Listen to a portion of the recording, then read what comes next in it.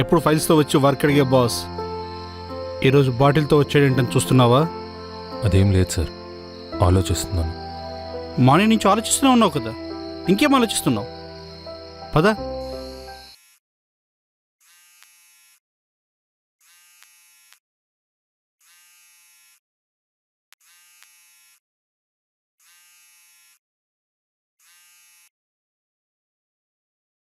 Hello, ఏంటి మళ్ళీ call చేసావు? సీత గారు, సారీ, తప్పైపోయింది. కొత్త డ్రామాలా? అయినా నాకు టైం ఇవ్వని వాళ్ళతో నేనెందుకు మాట్లాడాలి? సరే, ఇదంతా కాదు కానీ నాకు ఒక్క చిన్న హెల్ప్ చేస్తారా? ముందదేంటో చెప్పు, చేయాలో లేదో నేను తర్వాత డిసైడ్ అవుతాను. ఒక్కసారి మీ డోర్ ఓపెన్ చేస్తారా ప్లీజ్? ఒక్కసారి.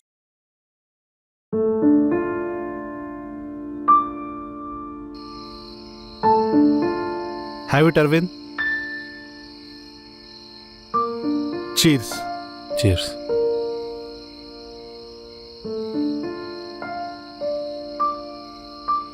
అరవింద్, అసలు నీ గోల్ ఏంటి అరవింద్? ఏముంది సార్, మీలాగా బాగా డబ్బులు సంపాదించి మా సీతతో హ్యాపీగా ఉండాలి. అలాగా బాగానే సంపాదించాను, కరెక్టే. కానీ నేను హ్యాపీగా ఉన్నానని ఎవరు చెప్పారు? అదేంటి సార్? ఏంటి అర్థం కాలేదా? ఏంటి? ఒకసారి అక్కడే ఉందో చూడండి.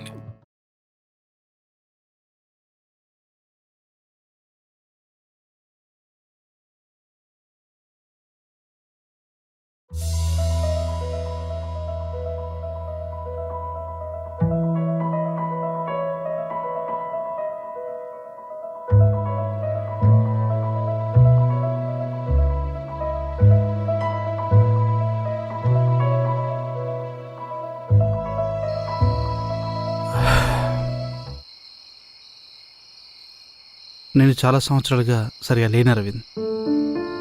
ఈ స్టేటస్, ఈ లైఫ్, ఈ నేమ్ ఇన్ని ఉన్నా నాతో తను లేదు అరవింద్. దూరం పెరుగుతున్నప్పుడే దగ్గర అనే పదం విలువ తెలుస్తుందేమో. నాతో తను లేనప్పుడే తన వాల్యూ ఏంటో తెలిసింది.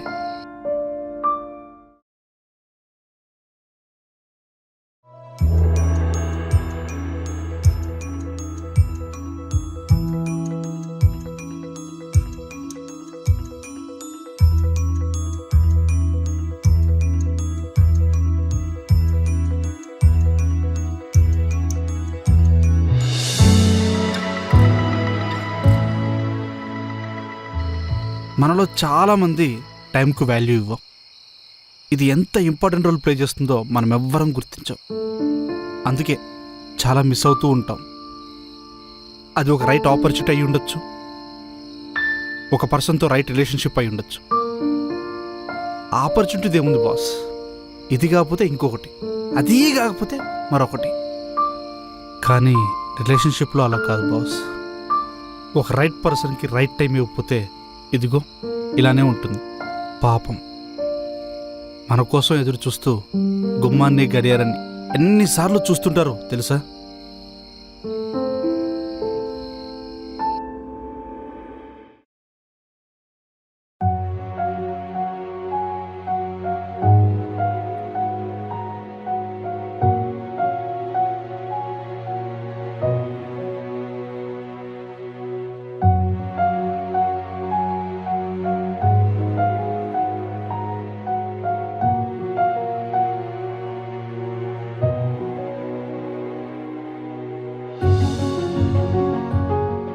రామాయణంలో సీత కూడా నా రాముడు వస్తాడు అని ఎదురు చూస్తూ కూర్చుంది.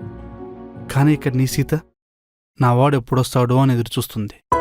ఎదురుచూపులో నమ్మకం ఉంటే పర్లేదు, కానీ సందేహం ఉంటే అయినా ఈ ఆడపిల్లని ఏం కోరుకుంటుందిరా?